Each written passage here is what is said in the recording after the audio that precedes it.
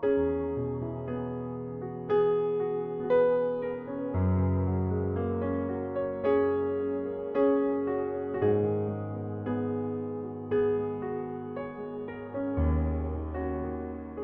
noches, bienvenidos. El tema de la escuela hoy es la historia de la Iglesia. Claro, la historia de la Iglesia es muy larga, más si uno entra en detalles, no termina nunca. Yo me acuerdo cuando hice el curso de Ciencias Sagradas, el tema de historia de la Iglesia duró todo el año, un año entero. Claro, no era la única materia, pero todo un año entero estudiando historia de la Iglesia. O sea que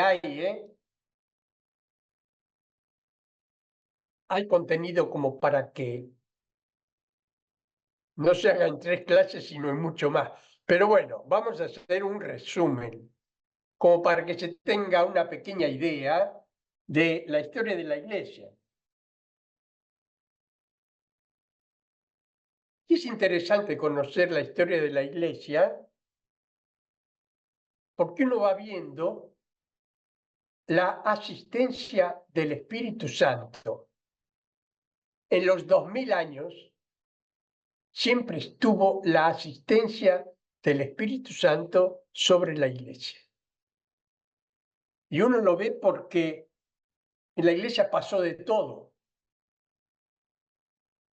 Pasó de todo. Y es una asociación humana. Y como humana, tiene todos los problemas que tienen los humanos. Todos los problemas. Hay tiempos buenos, hay tiempos malos. Hay tiempos de crecimiento, hay tiempos de cismas y de persecuciones. Hay de todo en la historia de la Iglesia. Alguien la comparaba a la historia de la Iglesia como un túnel, el túnel del tiempo, vamos a decir, desde Jesucristo hasta la segunda venida de Jesucristo, un túnel y dentro del cual hay un cubo que avanza en ese túnel del tiempo, va avanzando a través del tiempo, pero no en forma tranquila, sino que se golpea con una pared de la izquierda, después con la pared de la izquierda, se golpea arriba, se golpea abajo. Es un cubo que avanza, pero a los golpes.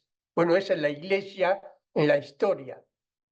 Avanza, siempre con la asistencia del Espíritu Santo, pero no es una cosa tranquila, sino que va a los golpes, porque la Iglesia no solo es divina, sino también humana. Y por lo tanto, los problemas humanos se ven reflejados también en la Iglesia. Pero uno cuando estudia los 2000 años de Iglesia, saca como conclusión, el Espíritu siempre estuvo con la Iglesia.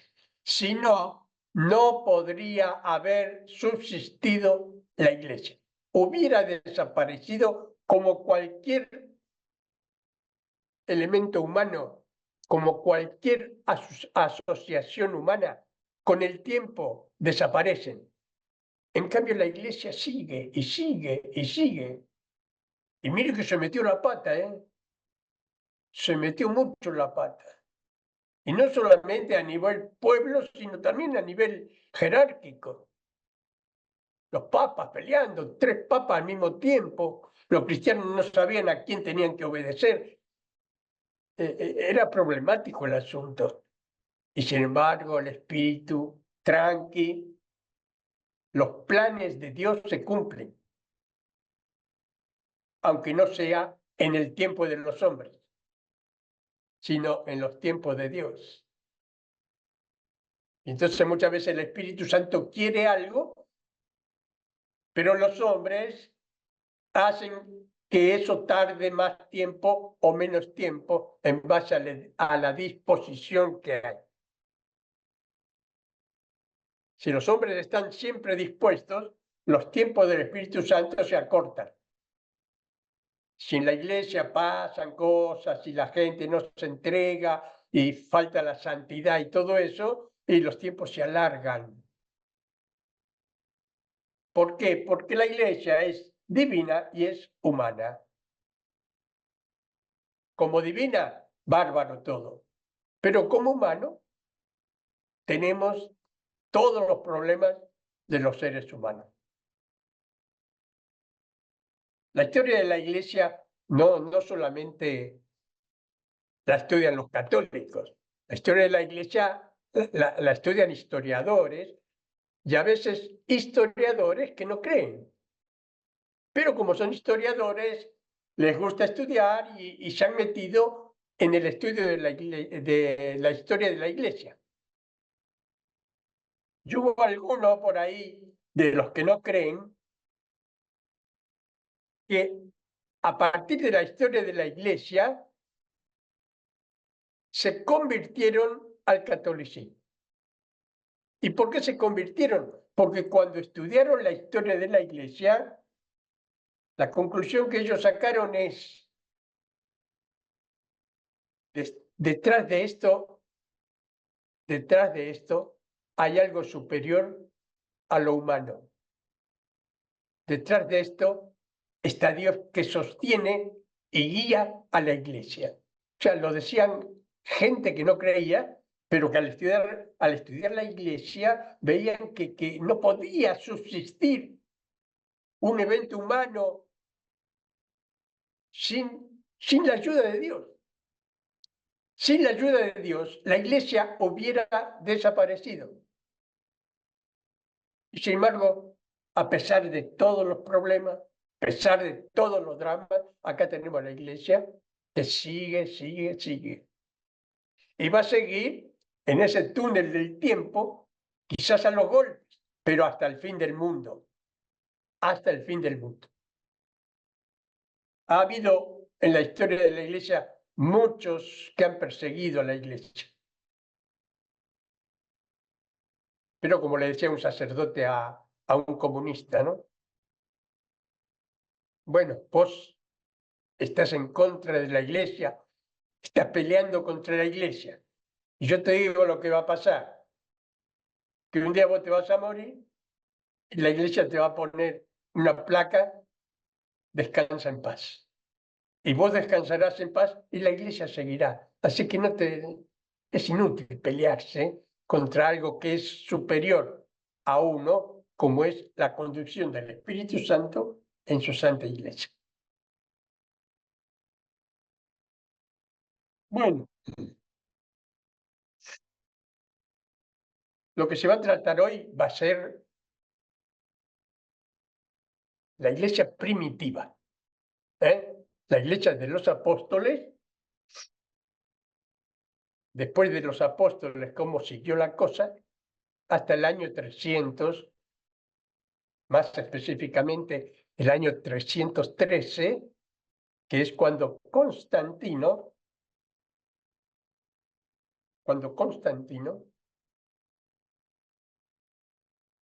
otorga a la iglesia el beneficio de ser proclamada legal. Al ser proclamada legal, bueno, ya cambió todo, porque hasta ese entonces la iglesia estaba prohibida en el Imperio Romano, perseguida por todos lados. A partir de Constantino empieza una nueva era para la iglesia. Y eso lo va a explicar Maca en la segunda clase. O sea que hoy vamos a hablar la parte primitiva, la parte primera. Ustedes saben quién fundó la iglesia, ¿no? ¿Quién fundó la iglesia? Jesucristo. Jesucristo. Algunos dicen que la fundación de la iglesia fue el día de Pentecostés. Pero el día de Pentecostés más bien fue el comienzo del ministerio público. Pero hasta Pentecostés Jesús fue formando la iglesia. ¿Y cómo la fue formando? Primero eligió a los apóstoles, después los instruyó, los fue formando. A Pedro, en Mateo 16, le dijo, tú eres Pedro, y sobre esta piedra edificaré mi iglesia. O sea, cómo Jesús va de a poco formando la iglesia. Hasta llegar el día de Pentecostés, o sea, 50 días después de que Jesús había subido al cielo, viene la acción del Espíritu Santo, donde se manifiesta que sin el Espíritu Santo la iglesia no hubiera existido, porque los apóstoles estaban todos deprimidos, con un montón de problemas de fe, estaban tristes, muchos ya se volvían a su trabajo, la cosa empezaba mal. Pero vino el Espíritu Santo y con la fuerza del Espíritu Santo, ahí se forma la nueva iglesia llena del Espíritu Santo. Ahí comienza el ministerio público de la iglesia, o sea que la iglesia sale hacia afuera. Algunas veces los apóstoles habían ido a predicar cuando Jesús los mandó de dos en dos. Pero eso era para Jesús era como una práctica. Vayan para aprender. Y los apóstoles volvían todos contentos por los prodigios que habían hecho y las charlas y todo. Pero ya te digo, eso era enseñanza, era práctica. A veces los docentes, por ejemplo, me tocó a mí, ¿no? Que antes de darte el título de docente, tenés que ir a dar prácticas y tenés que ir a algún grado, a alguna escuela, a dar una clase. Y después darás otra y otra para ir aprendiendo. Y Jesús, mandando a los apóstoles, ellos iban aprendiendo. Y ahora, después de Pentecostés, aparece el comienzo del ministerio público. Empieza la iglesia a predicar a todos los hombres. Bueno, la iglesia empieza a predicar, Pedro empezó a predicar. ¿Y a quién predicaba? La iglesia empezó a predicar a judíos, porque cuando Pedro predicó y se convirtieron 3000, los que escuchaban eran todos del pueblo judío. O sea que las primeras comunidades fueron formadas por judíos. Y los judíos tenían su religión judía y los apóstoles venían con la religión cristiana. Y a veces había conflictos entre cristianos y judíos por algunas normas religiosas distintas. Por ejemplo, Jesús es el Mesías. Jesús es el Mesías, decían los cristianos. Los judíos dicen, no, Jesús no es el Mesías. Sí, Jesús es el Mesías y ustedes lo han matado. Y ahí se armaba, ¿viste? Se armaba entre judíos y cristianos discusiones, porque uno decía una cosa y otros creían otra. Entonces tuvieron que ir los apóstoles organizando bien, enseñando con atención, ¿no? Para lo cual tuvieron que hacer un concilio. Y en ese concilio poco se trató el tema de los judíos, tanto los que vivían en Jerusalén como los que vivían en la diáspora, ¿no? Porque habían ido en Pentecostés a Jerusalén, algunos vivían en Jerusalén y otros vivían en otras ciudades del Imperio Romano. Bueno, en ese primer concilio, que fue en el año 50, había dos problemas que resolver. Uno era este de la doctrina judía y la doctrina cristiana, cómo hacerla convivir. Y el segundo era que los apóstoles empiezan a predicar y salen de los límites de Judea. El apóstol Felipe va a predicar a Samaria. Pedro va hasta Roma. Santiago llega hasta España.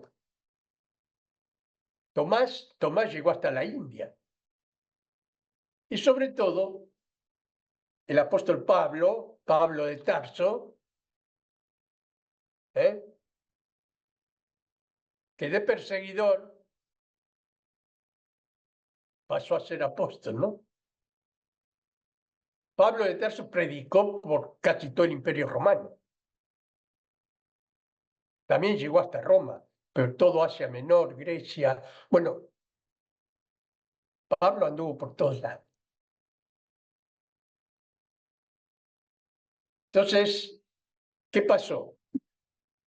Incluso el mismo Pedro tuvo una experiencia con Cornelio, fue a visitar Pedro a Cornelio. Cornelio era soldado romano, por lo tanto era pagano. Y cómo Dios le muestra que, aunque sea pagano, la gracia de Dios es para todos. El Espíritu Santo es para todos. Bueno, así que las cosas empezaron ya a complicar desde entrada. San Pablo defendía a los gentiles, vamos a decir, los que se hacían cristianos, pero venían del paganismo. No que se hacían cristianos y venían del judaísmo. Son orígenes distintos. Y al principio los apóstoles decían, no, para ser cristiano hay que ser primero judío. Y todos los judíos después se hacen cristianos. Y Pablo decía, se peleaba Pablo con Pedro. Pablo decía, no, ¿por qué los paganos tienen que tomar todas las normas de la ley judía, de la ley mosaica, para hacerse cristianos? No, así no. Entonces, en este primer concilio de Jerusalén, ahí por los años 50, acuérdense que los apóstoles empezaron medio a trabajar en el año 35, 40. Estamos hablando ya 10 años después de que empezó la predicación apostólica. Ya primer concilio para solucionar los problemas. Bueno, y ahí quedó claro que para hacerse cristiano hay que reconocer a Jesucristo como el Mesías. Entonces se armó la podrida con los... Ya venían peleando desde antes. Venían peleando desde antes judíos y cristianos. Sobre todo los judíos tenían mucha bronca. ¿Por qué? Porque los cristianos venían y modificaban la ley de los judíos.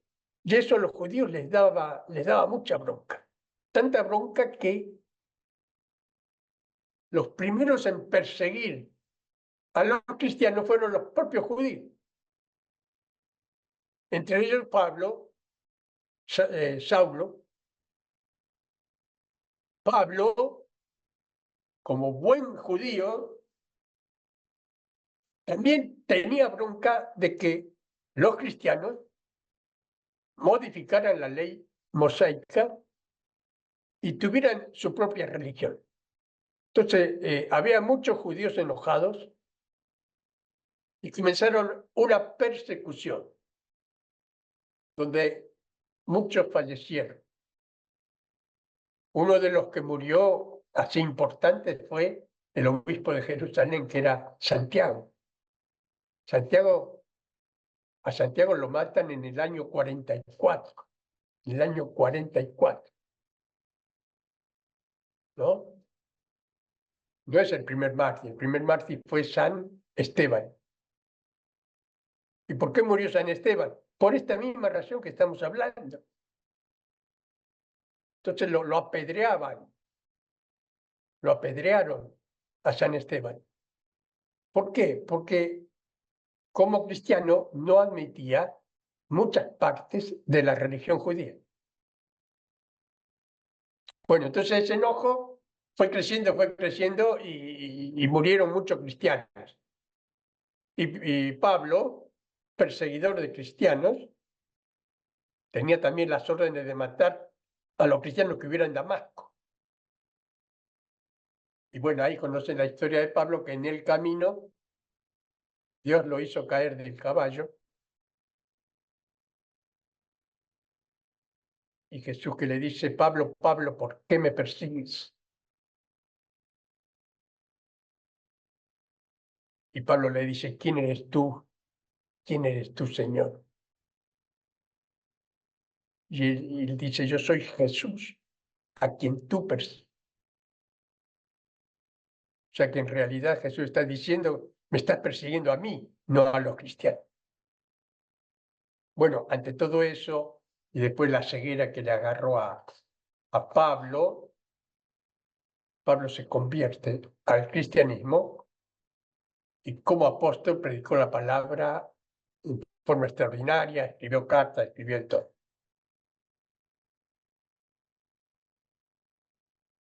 Bueno, la iglesia se empieza a desarrollar dentro del Imperio Romano. En el Imperio Romano estaban dadas las condiciones para llegar a todos lados, porque el Imperio Romano tenía buenas carreteras, tenía transporte fluvial, transporte marítimo, o sea, estaba el país desarrollado como para poder desplazarse de un lugar a otro. Y eso favoreció mucho que los cristianos pudieran llevar la palabra de Dios a todas partes. También en el Imperio Romano se vivía en paz, pax romana, la paz romana. El emperador quería que en todo su imperio hubiera paz y tranquilidad. Entonces eso también es otra cosa que ayudó a que la palabra de Dios se distribuyera por todos lados. Eh, otra cosa que favoreció mucho fue el idioma. ¿Por qué? Porque el emperador hizo que el griego fuera el idioma oficial del imperio y en todo el imperio se aprendiera a hablar en griego. Porque el griego era el idioma del imperio. El imperio hablaba en latín. Pero es como ahora nosotros, cada cual tiene su idioma, pero el inglés está para todo, ¿viste? El inglés está en todos lados. Bueno, así como está el inglés ahora, los emperadores hicieron que el griego estuviera en todos lados. Y entonces a través del griego, del idioma griego, los cristianos, también los apóstoles, Pablo, que hablaba griego, desarrolló la doctrina cristiana predicándola en toda la ciudad que podía. O sea que había condiciones buenas en el imperio como para que se desarrolle la vida cristiana. Pero se calcula para el año 100, ya había 40 comunidades cristianas. 40 comunidades cristianas. Las comunidades cristianas, bueno, se parecen un poco a las comunidades carismáticas de hoy, ¿no? Tienen un poco de eso. En el libro de los Hechos de los Apóstoles, es un libro también donde se aprende mucho la historia de la iglesia, ahí habla que se reunían y para qué se reunían. ¿Eh? Y eso lo practicaban en todas las comunidades que se iban fundando, no solo entre los judíos, sino en todo el Imperio Romano. La doctrina cristiana empezó, aunque se predicaba en las ciudades,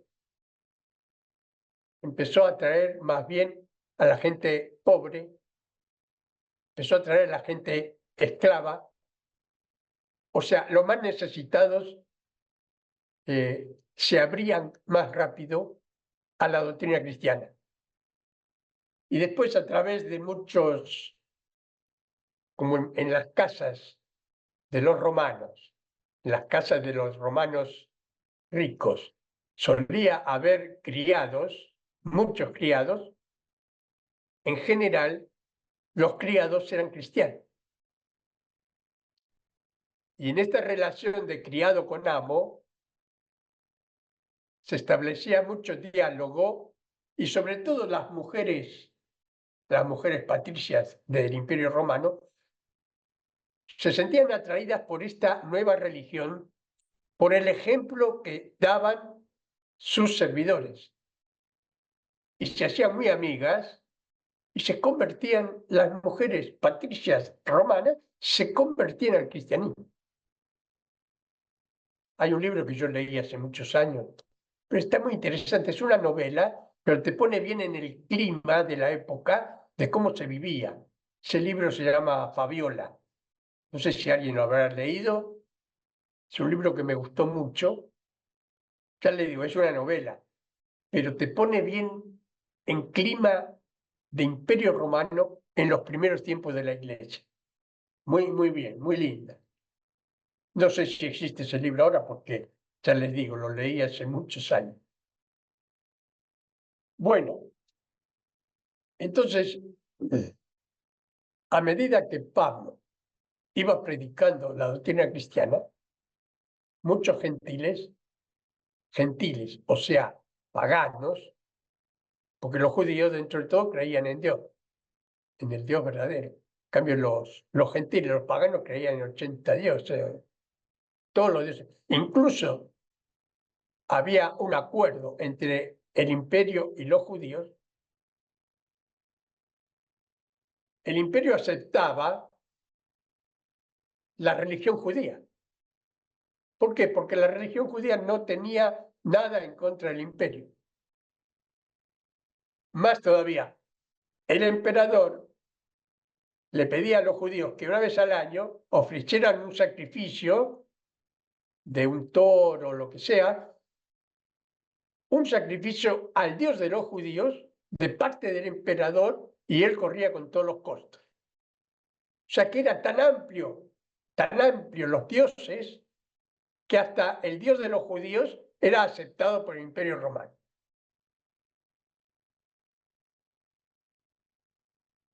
El Imperio Romano en general, en todos los pueblos que conquistaba, admitía y daba permiso para seguir practicando la religión que tenían. El Imperio Romano estaba abierto a todas las religiones, no tenía problema con nadie. ¿Pero qué pasó? Que la religión cristiana predicaba que solo hay un Dios y no se puede servir a ningún otro Dios. ¿Ya? Entonces había problema. Porque la religión cristiana le estaba diciendo al imperio: todos los dioses que ustedes tienen no sirven para nada. Hay un solo Dios. Y el que quiera ser cristiano tiene que renunciar a todos los dioses para creer solo en Jesucristo. Y eso trajo muchos problemas. Imagínense el Imperio Romano. ¿Y estos que vienen? ¿Qué se creen que son? ¿Cómo van a tirar abajo toda nuestra religión, todos nuestros dioses? Y decir que hay un solo Dios. O sea, era inimaginable para los romanos.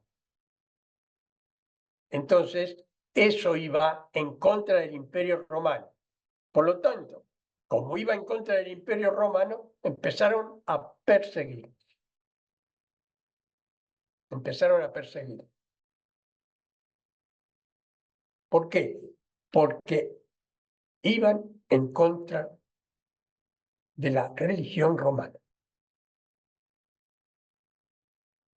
Bueno, y así empiezan las persecuciones.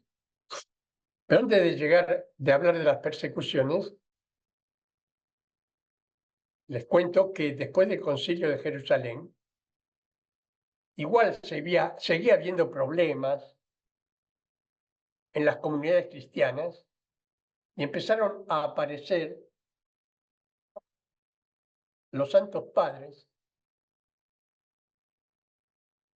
que tenían como misión unificar la doctrina, enderezar, definir bien cuál es la doctrina cristiana.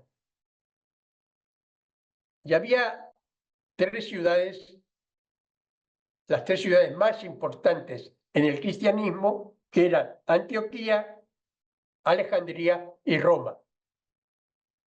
Por lo tanto, el obispo de Antioquía, el obispo de Alejandría y el obispo de Roma tenían autoridad para hacer reuniones y concilios en su región y unificar bien la doctrina cristiana. Después, poco a poco,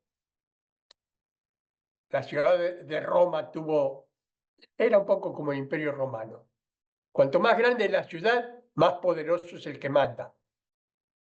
Y con el cristianismo pasó más o menos lo mismo. Cuanto más grande era la cantidad de cristianos de la ciudad, más importante era el obispo. Lógicamente llegó el obispo de Roma a ser la persona más importante del cristianismo, en que empezó a tomar las decisiones sobre la doctrina cristiana en las reuniones y en los concilios. Dicen que el primero, cabeza del cristianismo en Roma, fue Pedro. Y que de Pedro vinieron los sucesores. Pues de Pedro, ¿quién vino? Lino. Después de Lino vino Cleto. Después de Cleto vino Clemente. San Clemente fue un gran papa. Y estamos por el año 90. Y en el año 100 que llega el papa Evaristo, también gran papa. Y así fueron sucediéndose hasta el Papa Francisco de hoy. O sea que el Papa Francisco viene de una sucesión apostólica de Roma. Roma, cabeza del cristianismo.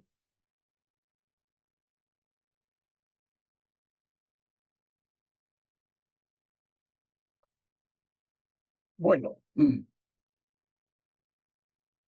de estas ciudades salieron los principales padres de la iglesia.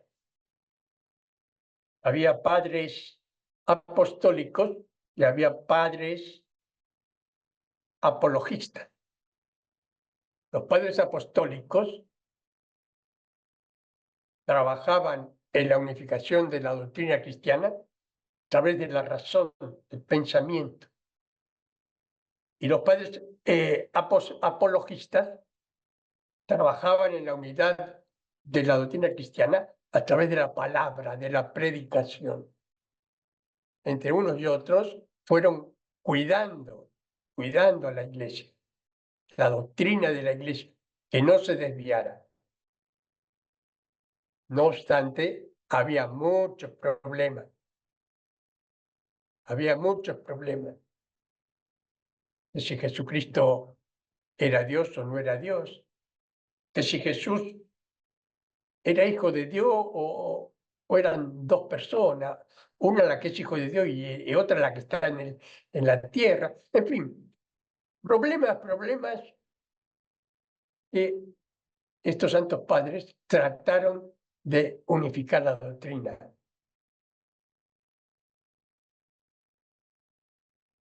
En medio de todo esto hubo algo que ayudó mucho a la dispersión de los cristianos. Ustedes no sé si recuerdan en el Evangelio que Jesús profetizó la destrucción de Jerusalén. ¿Ustedes se acuerdan? No quedará piedra sobre piedra, que dijo Jesús, de esta ciudad. Él decía, yo quise cobijarlo, como hace la gallina con los pollitos, pero ustedes no quisieron. Por esto esta ciudad será destruida y no quedará piedra sobre piedra. Los cristianos se acordaban de esta profecía de Jesús y se empezaron a ir de Jerusalén. En el año 70, el emperador Nerón mandó a Vespasiano, con todas las legiones romanas, a destruir Jerusalén, porque en Jerusalén habían surgido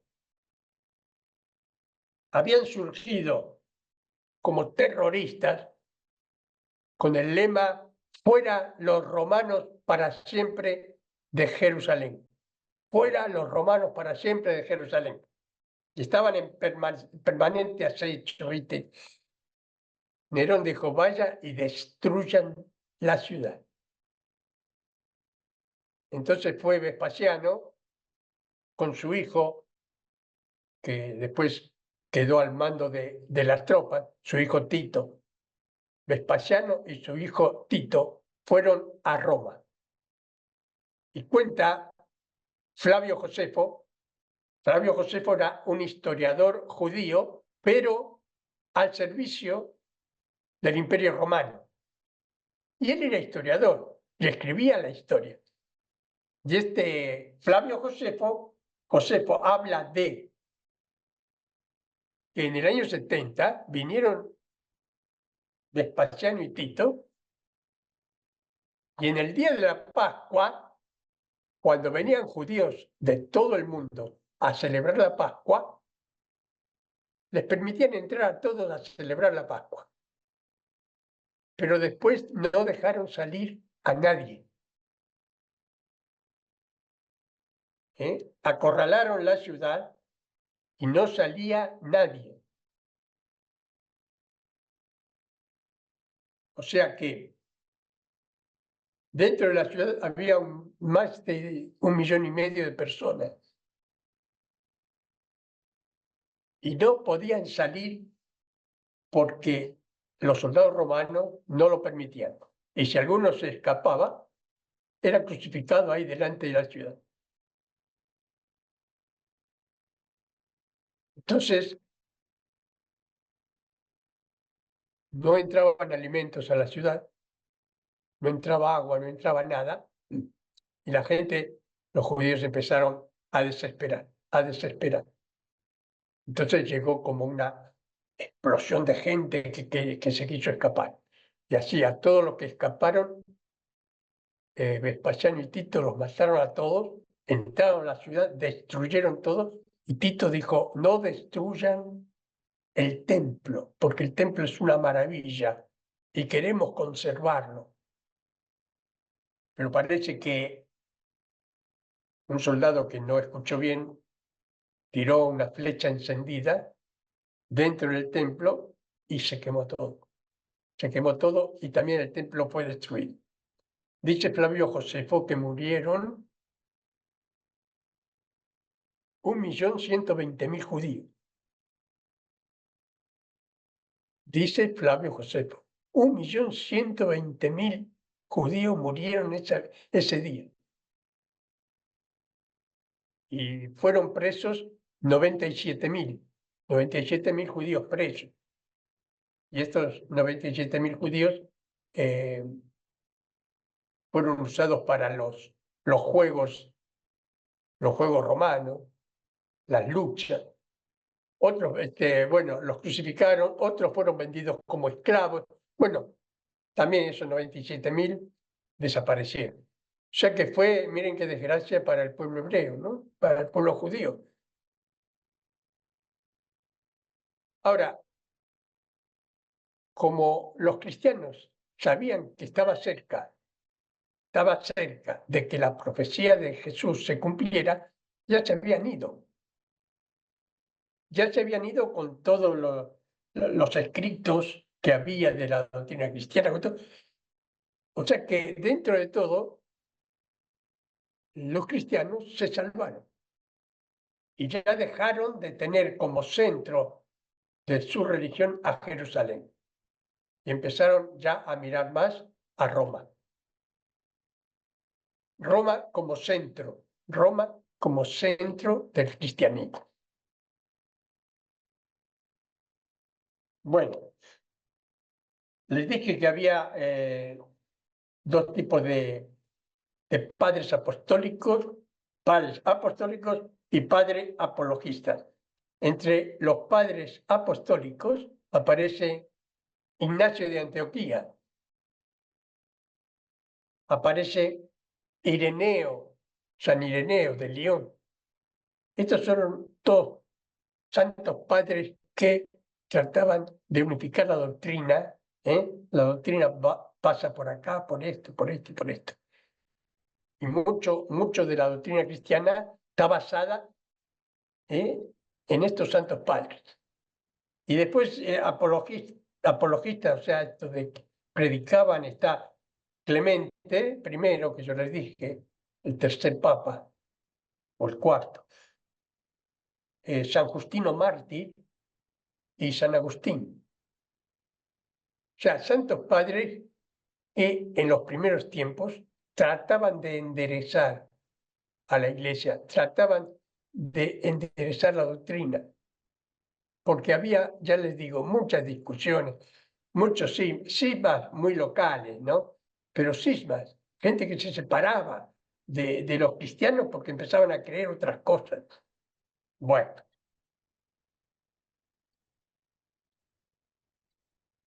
las persecuciones. El tema de las persecuciones. A partir del año 70, con Nerón, empieza la primera persecución.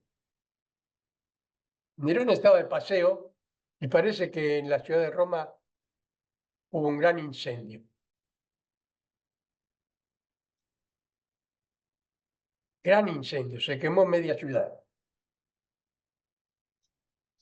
Volvió Nerón de su paseo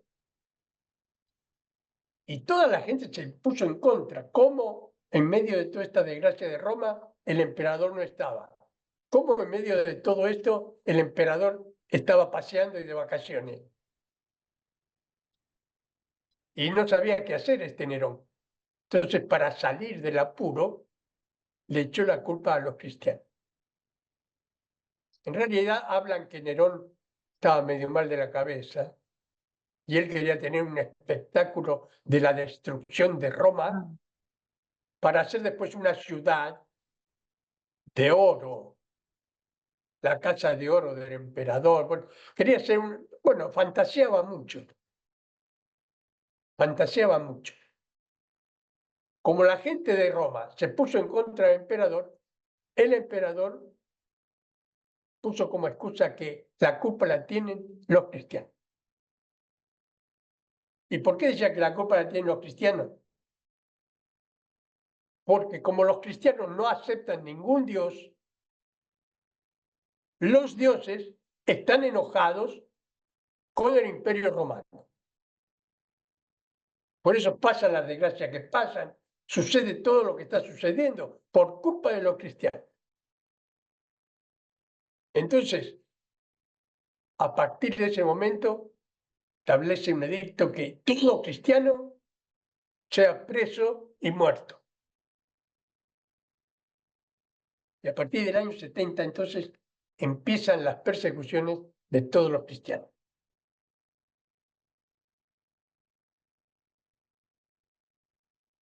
Bueno,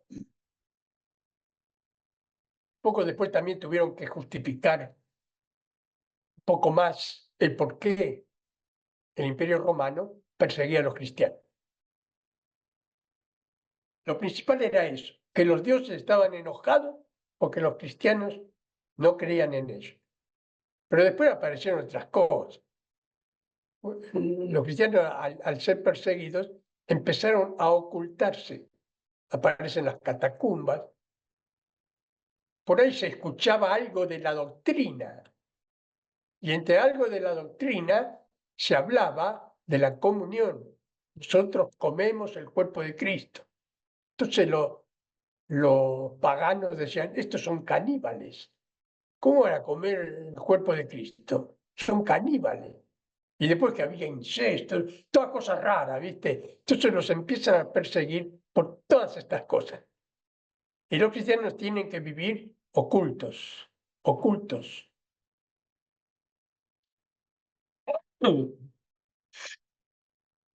Bueno, se puede hablar muchas cosas más, pero desde el año 70 hasta el año 300, los cristianos estuvieron en permanente persecución porque había un edicto del emperador que no se podía ser cristiano. Y el que fuera cristiano, sea preso o sea muerto. Y ese edicto duró hasta el año 300 y pasaron varios emperadores y ese edicto se seguía cumpliendo. Algunos emperadores eran muy estrictos y lo hacían cumplir a rajatabla y mataban a muchos cristianos. Otros eran más llevaderos con esto y dejaban pasar, por ahí en algún caso. O sea que según el emperador, el edicto estaba, pero según el emperador, algunos eran muy rígidos y otros dejaban pasar, dejaban pasar.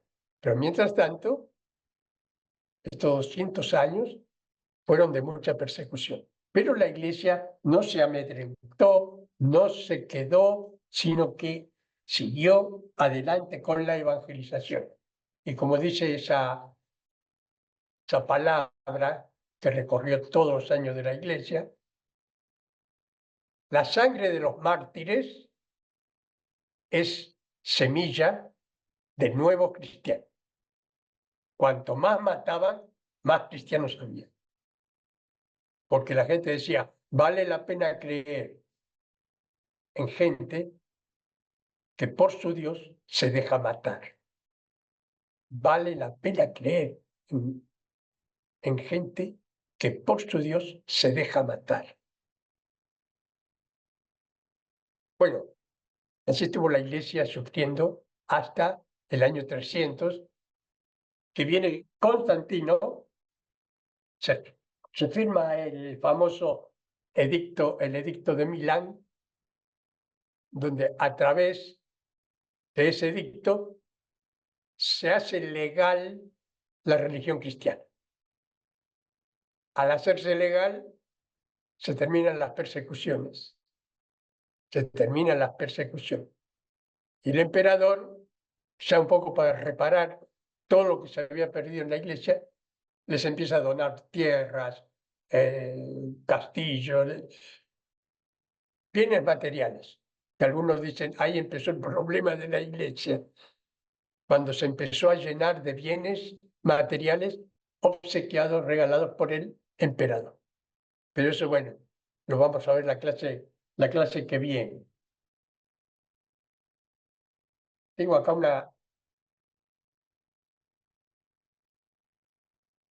una frase de Tertuliano. Tertuliano era un cristiano que predicaba muy bien y dijo, nadie se avergüenza de ser cristiano. Si se le denuncia, se gloria de ello. Si es acusado, no se defiende. Si se le interroga, confiesa espontáneamente. Al ser condenado, da gracias. O sea, un poco la mentalidad de los cristianos en aquella época. Bueno, son, no sé, 15 minutos, creo. Les va a dar un poco idea también de la historia de la iglesia primitiva. Bueno, lo escuchamos, ¿eh? En los días de la iglesia primitiva, una época de fuerte testimonio de fe, pero también de grandes desafíos.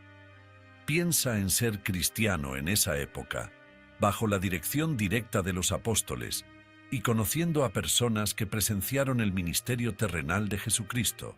La iglesia primitiva despierta la curiosidad de muchos, y eso es comprensible. Después de todo, ese período fue cuidadosamente preparado por Dios. El surgimiento de la iglesia cristiana no fue un simple accidente histórico, fue el cumplimiento de un plan eterno, donde cada detalle de la historia fue ajustado para preparar el camino para la llegada del Mesías y del reino de Dios. Mucha gente tiene una visión equivocada sobre la iglesia primitiva, lo que crea una imagen falsa de cómo fueron los primeros años del cristianismo. Entonces, ¿cómo era realmente la iglesia primitiva? ¿Qué podemos aprender de sus victorias y dificultades? ¿Cómo los primeros seguidores de Cristo, desde simples pescadores hasta hombres de gran influencia, formaron una comunidad que superó persecuciones y herejías, manteniéndose fiel al llamado de difundir el Evangelio por todo el mundo? ¿Qué hizo que la iglesia primitiva fuera tan especial y eficaz en su misión? En este video, exploraremos la historia de la iglesia primitiva y entenderemos qué lecciones podemos aprender de los primeros cristianos. La iglesia primitiva era la iglesia de los tiempos de los apóstoles, es decir, la comunidad que vivió los primeros años de la iglesia cristiana. La historia de la iglesia primitiva se desarrolló desde la primera mitad del siglo I después de Cristo hasta el final del mismo siglo o el comienzo del siglo siguiente, cuando probablemente murió Juan, el último apóstol de Jesús. El período de la iglesia primitiva forma parte de un período mayor de la historia del cristianismo, llamado Iglesia Antigua. Este período duró hasta los años 600 después de Cristo, cuando comenzó la Iglesia medieval. Para muchos comentaristas, el término Iglesia primitiva se usa principalmente para referirse a la Iglesia del período de los apóstoles, dentro de esta división mayor de la Iglesia antigua. Pero, ¿cuál es el origen de la Iglesia primitiva? Los estudiosos coinciden en que la Iglesia primitiva comenzó en el día de Pentecostés, con el derramamiento del Espíritu Santo, según se registra en el libro de Hechos, capítulo 2. Sin embargo, esto sucedió dentro de un plan mayor. La Biblia muestra claramente que la historia de la redención fue planeada por Dios desde la eternidad.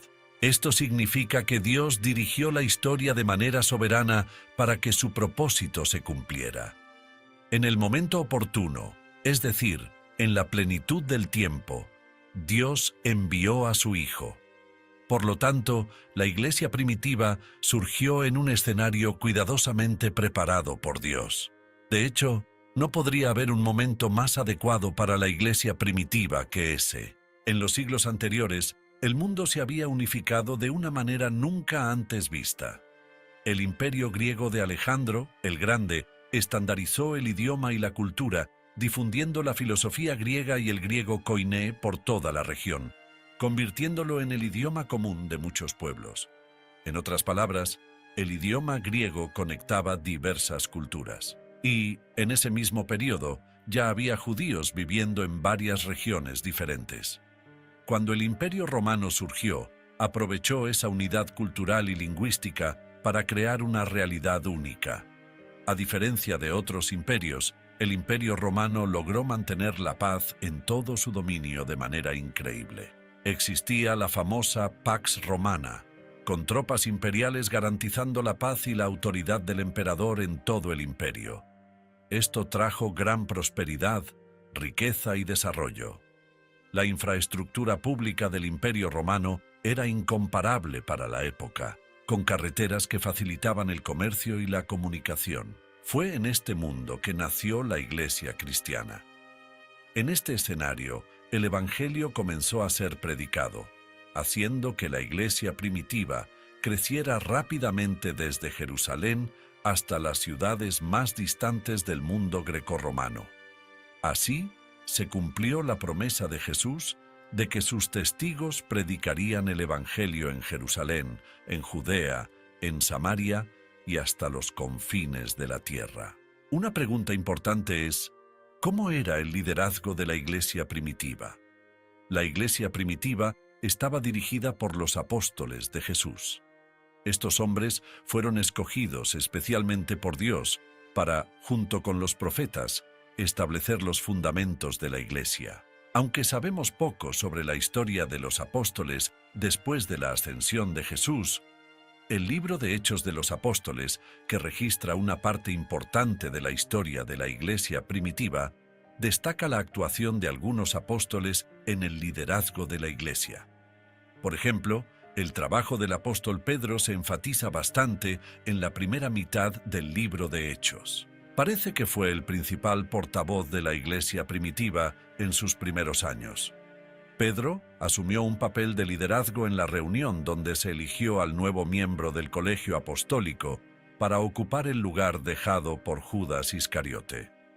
Pedro fue el predicador en Pentecostés que, inspirado por el Espíritu Santo, dio un sermón que convirtió a 3.000 personas. En el caso de Ananías y Safira, Pedro dirigió la iglesia primitiva al anunciar la disciplina para la pareja.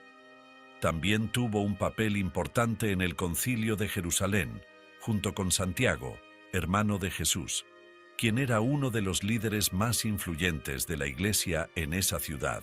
El Concilio de Jerusalén fue convocado para resolver la primera gran controversia en la iglesia sobre la aceptación de los creyentes gentiles.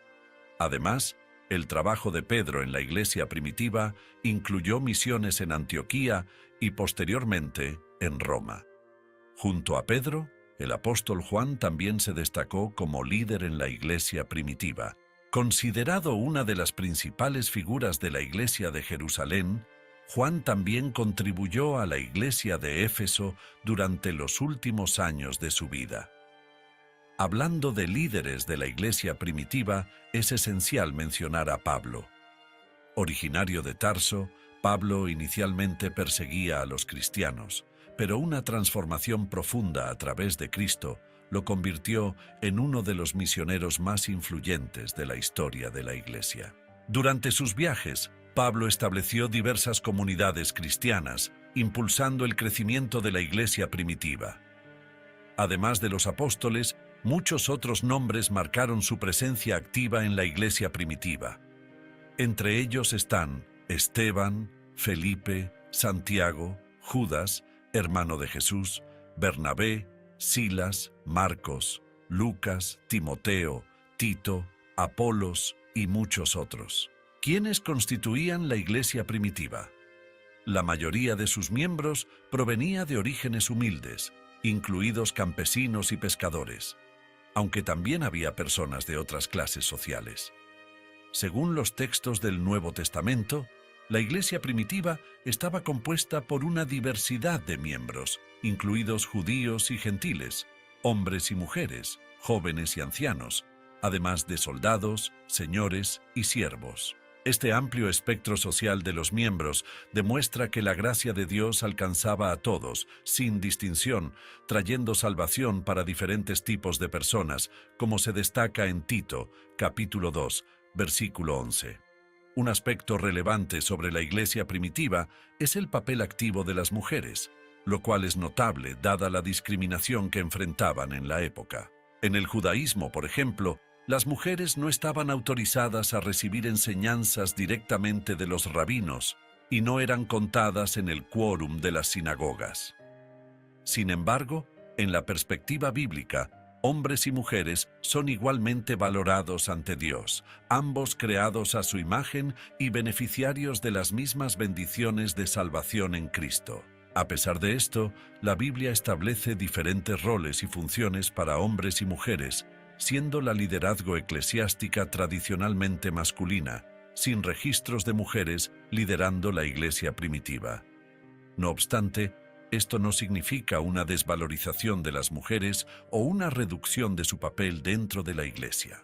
Al contrario, las mujeres tuvieron una participación crucial en la comunidad cristiana desde el principio. Durante el ministerio de Jesús en la tierra, las mujeres no solo apoyaron su trabajo itinerante, sino que también fueron las primeras en testificar y divulgar su resurrección. Este involucramiento de las mujeres continuó siendo una característica destacada a lo largo de la historia de la Iglesia primitiva, evidenciando su importancia fundamental dentro de la comunidad cristiana. Así como Dorcas era conocida por su notable testimonio, las mujeres en la iglesia primitiva desempeñaban roles fundamentales. Priscila, por ejemplo, era conocida por su habilidad para explicar claramente el Evangelio. Lidia hospedaba a los misioneros, mientras que María, madre de Juan Marcos, ofrecía su casa como punto de encuentro para los cristianos. Las hijas del evangelista Felipe eran conocidas por sus profecías, y Febe servía a la iglesia. Evodia y Síntique, por su parte, eran reconocidas como colaboradoras dedicadas en la obra del Señor. En cuanto a la organización y reuniones de los cristianos en aquella época, el apostolado era la principal autoridad en la iglesia primitiva. Además de los apóstoles, había otros líderes como profetas, evangelistas, pastores y maestros, todos capacitados de manera especial por el Espíritu Santo para servir en la Iglesia de Cristo. Estos individuos eran considerados dones de Dios para la edificación de la comunidad cristiana. La Iglesia primitiva se extendía por todo el Imperio Romano, organizada en diversas comunidades locales. Estas estaban lideradas por presbíteros, también conocidos como obispos, que guiaban e instruían a los fieles a través de las Escrituras. Además, en las comunidades había diáconos responsables de cuidar asuntos importantes, como la asistencia a los necesitados. En la época de la iglesia primitiva, no existían templos específicos para las reuniones de los cristianos. Aunque los creyentes de Jerusalén frecuentemente usaban el templo para oraciones, también era común que plazas y sinagogas en todo el Imperio Romano fueran utilizadas para predicar el Evangelio. Sin embargo, las reuniones de la Iglesia ocurrían principalmente en las casas de los fieles. Un ejemplo de esto es la casa de María, madre de Juan Marcos, que servía como lugar de encuentro para la Iglesia de Jerusalén, y la casa de Filemón, utilizada para las reuniones de la Iglesia en Colosas. Durante esas reuniones, los primeros cristianos celebraban la Cena del Señor, participaban en la fiesta Ágape y se dedicaban a la adoración, oración y enseñanza de la palabra. Sin embargo, es importante recordar que la iglesia primitiva, a pesar de sus muchas cualidades, no era perfecta. Esta comunidad tenía muchas características admirables. Era acogedora, comprometida con las misiones, fervorosa y unida en la oración, enfocada en la defensa del Evangelio y no dudaba ante las oposiciones, enfrentando valientemente amenazas y persecuciones. Vale destacar que a pesar de que muchos de sus líderes fueron martirizados, la iglesia primitiva mantuvo su compromiso con Cristo. Este compromiso fue crucial para que el Evangelio se transmitiera hasta nuestros días, permitiendo que sigamos sirviendo al Señor. No obstante, la iglesia primitiva enfrentaba desafíos significativos. Frecuentemente era blanco de herejías propagadas por falsos maestros, y algunas de sus comunidades llegaron a acoger a estos engañadores. Problemas doctrinales, éticos, divisiones e inmoralidad también eran comunes en algunas áreas. De hecho, las 7 iglesias mencionadas en el Apocalipsis ilustran claramente estas dificultades, siendo que, de las 7 ubicadas en Asia Menor, solo 2 no recibieron reprensiones directas del Señor. Muchos textos del Nuevo Testamento fueron escritos específicamente para corregir errores significativos que afectaban la vida cristiana, mostrando que estos problemas ya existían desde la era de la Iglesia primitiva. Sin embargo, a pesar de estos desafíos, la Iglesia primitiva prosperó y se convirtió en la primera plataforma de misión que llevó la predicación del Evangelio más allá de sus fronteras originales. Es fascinante pensar que un pequeño grupo de poco más de 100 personas en Jerusalén, en el primer siglo, creció hasta convertirse en una inmensa comunidad dedicada a glorificar el nombre de Cristo. Esto destaca que la fuerza de la Iglesia no proviene de las capacidades humanas, sino de la gracia de Dios. La Iglesia es del Señor, y es Él quien sostiene a su pueblo firmemente. Así como fue con la Iglesia primitiva, es con la Iglesia hoy, y así permanecerá hasta que Cristo retorne para reunir a su Iglesia. Primitiva, podemos extraer lecciones valiosas para nuestra vida cristiana hoy. Primero, la Iglesia primitiva se destacó por su fe auténtica y resiliente, incluso enfrentando persecuciones y desafíos significativos. De la misma manera, en los días actuales, los cristianos son incentivados a mantener una fe verdadera que pueda impactar positivamente a las personas a su alrededor, permaneciendo firmes en el Evangelio a pesar de cualquier circunstancia o presión externa. Segundo, la historia de la Iglesia primitiva enfatiza la importancia de estar comprometidos con la misión de divulgar el Evangelio. Así como los primeros seguidores de Cristo, es crucial que la Iglesia contemporánea se dedique fuertemente a la misión de llevar el mensaje de salvación a todos. Esto implica tanto el testimonio personal como el apoyo a misiones locales e internacionales, buscando alcanzar a cada vez más personas. Tercero, la historia de la Iglesia primitiva nos muestra cómo la perseverancia es fundamental. Los primeros cristianos, incluso bajo persecución, mantuvieron su fe con valentía, sirviendo de modelo para nosotros hoy al enfrentar adversidades. En tiempos difíciles, debemos apoyarnos mutuamente y fortalecer nuestra fe con la palabra y la oración. Por eso, creo que debemos orar a Dios con gratitud por su gracia derramada generosamente sobre la Iglesia primitiva, y por mantener la fe de aquellos primeros cristianos, permitiendo que la palabra sagrada fuera preservada hasta nosotros. Además, debemos pedir al Señor que nos enseñe a vivir una fe vibrante y auténtica, que pueda influir en un mundo en busca de esperanza. Que seamos unidos en nuestra misión, a pesar de las diferencias, pues dentro del cuerpo de Cristo hay una gran diversidad, pero cada miembro es esencial y valioso para el propósito de la Iglesia. Y si los primeros días de la Iglesia no fueron fáciles, hoy tampoco podemos esperar menos desafíos, pero estamos llamados a enfrentarlos con una fe inquebrantable. Tenemos la certeza de que Dios es poderoso para fortalecernos todos los días. Así como los primeros cristianos, podemos enfrentar desafíos con valentía y una fe firme. Nuestro objetivo es que nuestra comunidad refleje el amor y la gracia de Dios, actuando como un faro de luz en la oscuridad, divulgando el Evangelio por todo el mundo y manteniéndonos resilientes hasta la gloriosa vuelta de Jesucristo.